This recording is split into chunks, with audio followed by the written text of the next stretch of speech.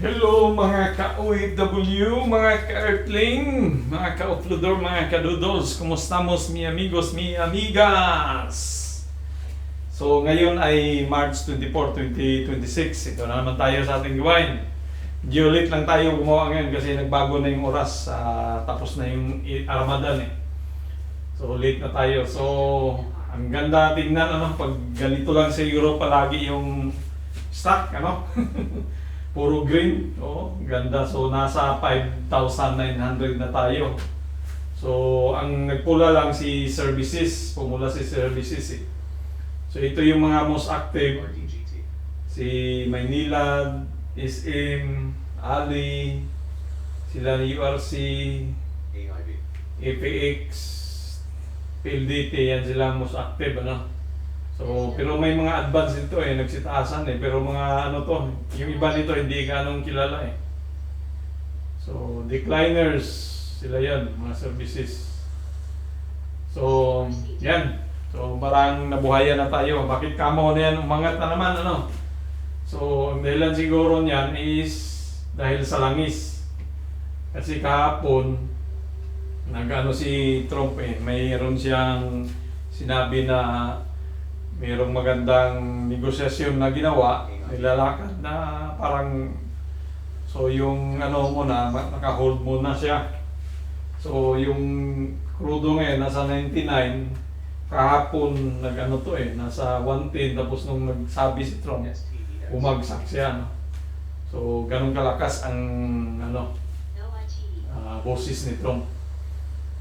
So yun, ang dollar din na kahapon nag-60 yung high niya, ngayon bumalik na sa 59, so nagbalanse-balanse Hirap dito sa mga yung ibibinta doon sa atin ng langis.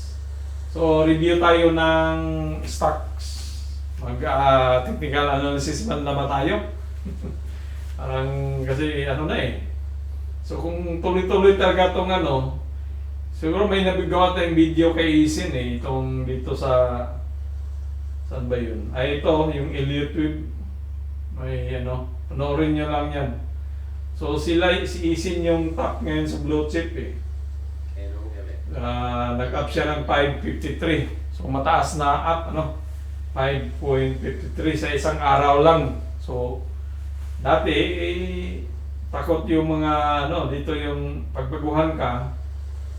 Takot ka bumili dito kasi bagsak nga baka bumagsak pa yung natin araw nga na ganun pag talaga didiretso pa yan yung pinaka worst. Pero binalikan na niya, umangat na siya, so burahin na natin to. So umangat siya diyan, umangat siya ng burahin mo natin yung So umangat siya from here, so kung nakabili ka diyan, yung pira mo kaagad kumita ng 5.53% sa isang araw lang yan. Ganun ka, di ba? Sa isang araw lang. Although, i-compare mo sa US naman, mga katulad nito, yung sa US market yan, 38%. Talagang doon, mataas. So, dito lang tayo muna. So, 5.53 ang inangat niya, which is not bad.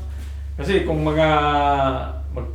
mag-savings mo lang ka, doon mo lang sa bangko yun, hindi kikita ng 553 yung bangko, pera mo sa bangko, kaya time deposit pa yun. Isang araw lang kinita mo kung dito ka nakabili. Nakabili ka dito sa baba Paano kung dito ka nakabili? Kasi may ka. So tayo, hindi tayo nakabili kasi wala tayong buying power, wala pa sahod.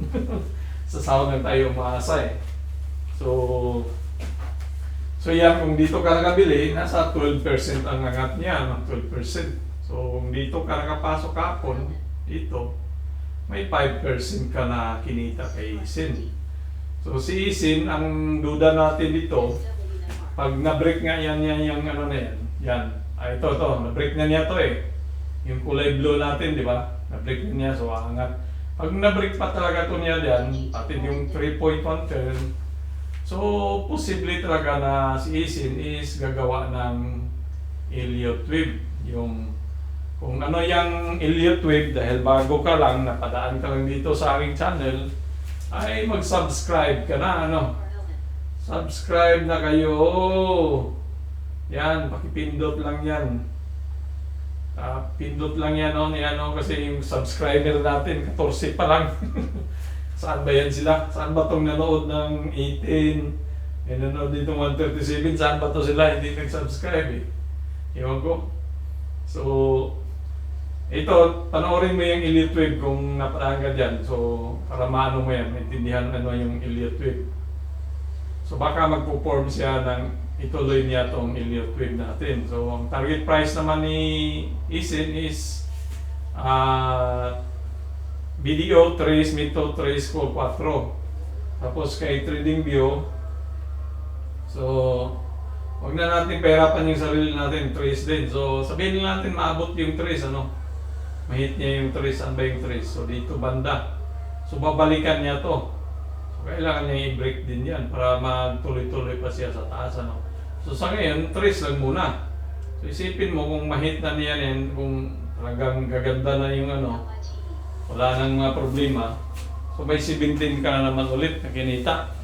Maliban sa 5, kasi sa baba ka nga nakabili. So, mayroon kang 22% na kinita ng pera mo. Which is, kahit saan ka pupunta, maliban lang siguro kung nagnegosyo ka na medyo ano na yan. Eh, mahirap naman magnegosyo na dito tayo, wala tayo dyan. So, dito lang, kaya dito lang tayo. So, yan si Isin, ang ano natin, pakiramdaman natin kasi parang may magandang balita si Isin eh. Ano ba yung ano niya? Wala yata. Pag may ano may nabasa ako dati. So si Isin, next is si Telco. Si PLDT, meron na yung tayong ginawang videos dito ni Telcos, yan, PLDT, meron yan yung mga malakas mamigay ng dividends. So ito si Telco, tumaas siya, umangat siya, no? Umangat siya ng 93%, almost 4. Bakit kamo? Kasi kanina, ito yung dahilan na ano, bakit kamo na umangat siya ng ganung kataas, ano? Kasi mayroong 46 na dividendo binibigay kada share. So kung may 1,000 share ka, mayroon kang 4,600 ka agad. 4,000 ba?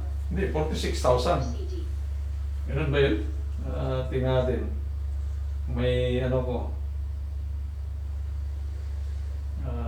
Sabihin si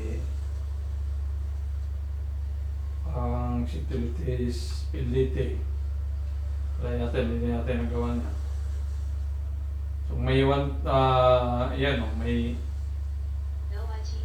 meron kang 100,000, magkaroon ka ng 7,520 na makuha mo. Anorin mo lang yung ano. So yan siya, namigay siya ng 46 kada share na ano, 46 pesos kada share yan. So makukuha mo siya sa ngayong 16 ng April, matanggap mo yan.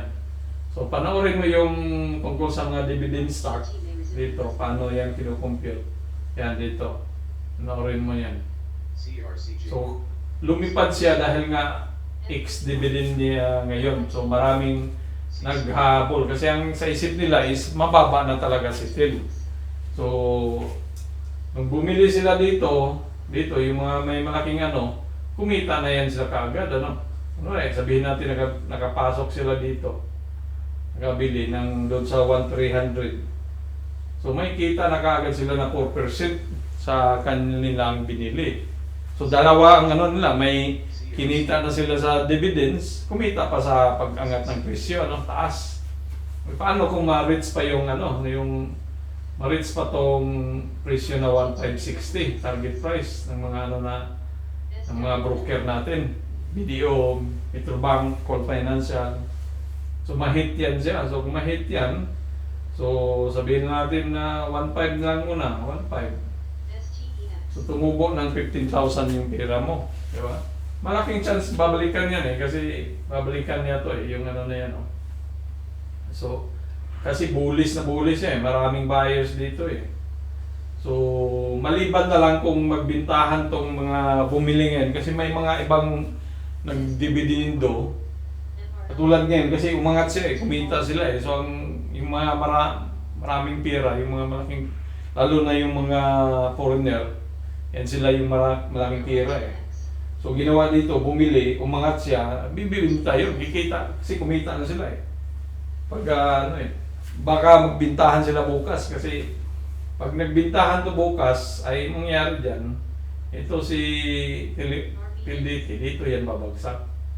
So susungkitin niya tong ano dito, demand. So baka tapos i-liquidate naman tong supply na to.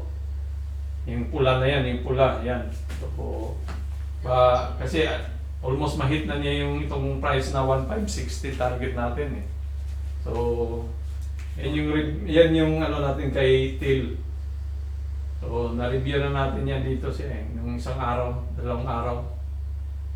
So, si Metrobank, anong nangyari? Metrobank, anong nangyari? Anong ginawa? So, si Metrobank, up din siya ng almost 4%, ano? So, yun nga ang ano dito eh.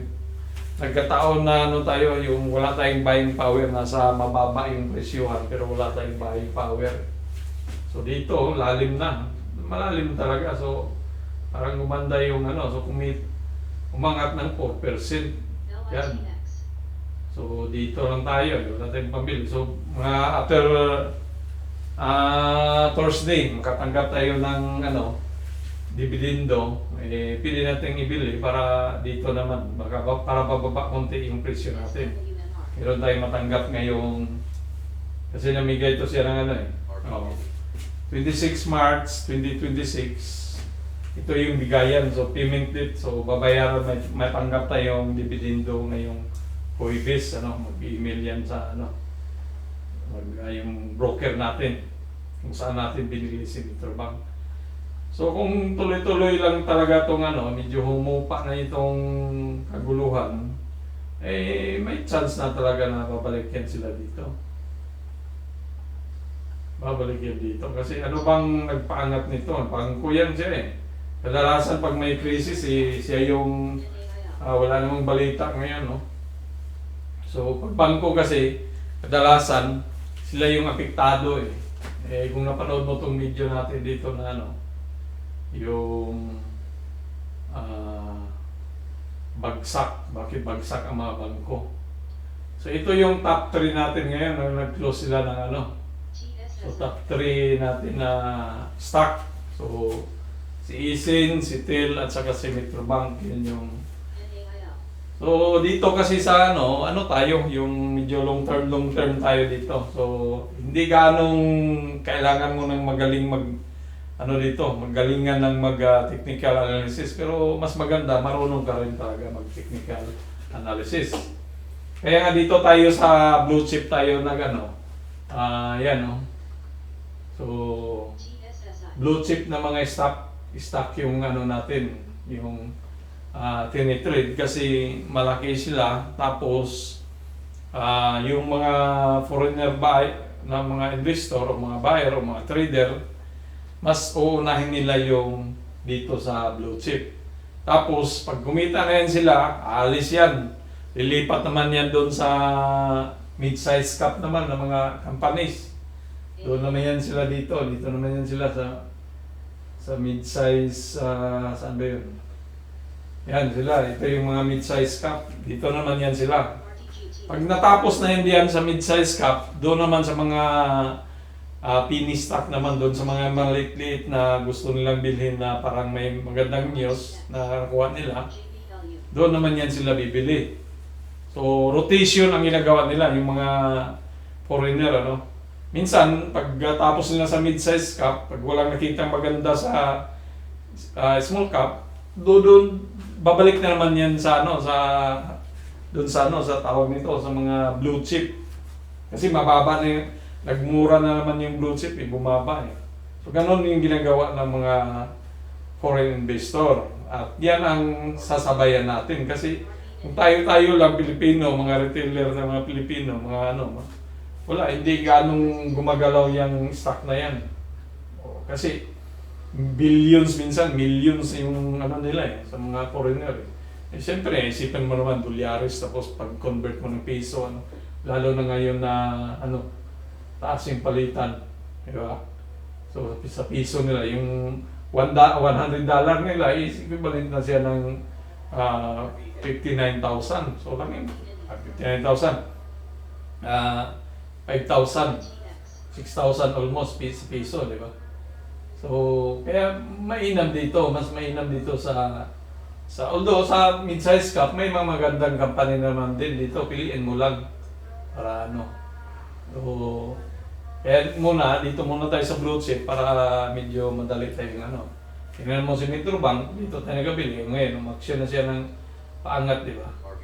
So, si B, yung ano natin, yung katulad nitong sinikil, hindi pa to dinaanan Imbis paangat na dyan, bumagsak. So, kasi pangalawa lang to sila, yung mid-size cup pangalawa.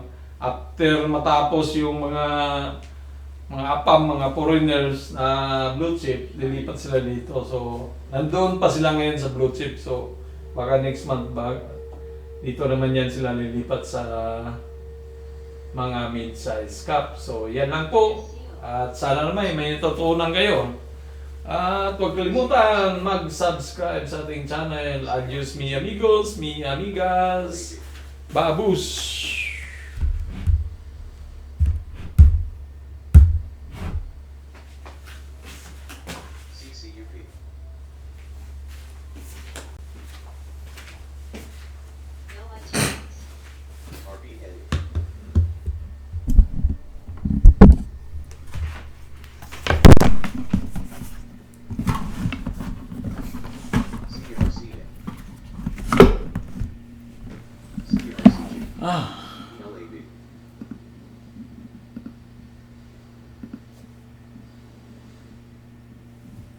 CCUP.